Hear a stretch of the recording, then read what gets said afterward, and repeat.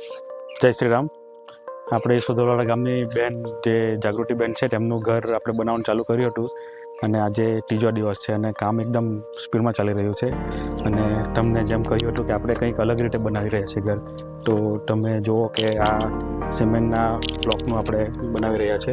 ઘણા ઘર આપણે એમાંના જોયા છે અને આપણે સારું લાગ્યું અને મજબૂત પણ આવશે, આની ઉપર આપણે પ્લાસ્ટર આવશે.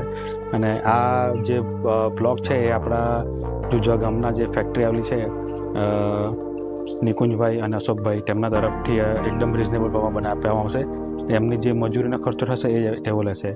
અને આપણા બીજા ઘણા દાનવીર છે તે લોકોને આપણે મળાવીશું પછીથી. પણ તમે આજનું કામ જોઈ શકો છો કે ઘણી સ્પીડમાં ચાલી રહ્યું છે.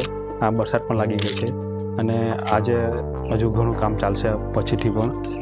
તો આપણે જે ધારેલું હતું 15 દિવસમાં આપણું કામ થઈ જશે, તો લાગતું છે કે એટલા દિવસમાં થઈ જશે. દિનેશભાઈ આગળ આવો ને બતાવો.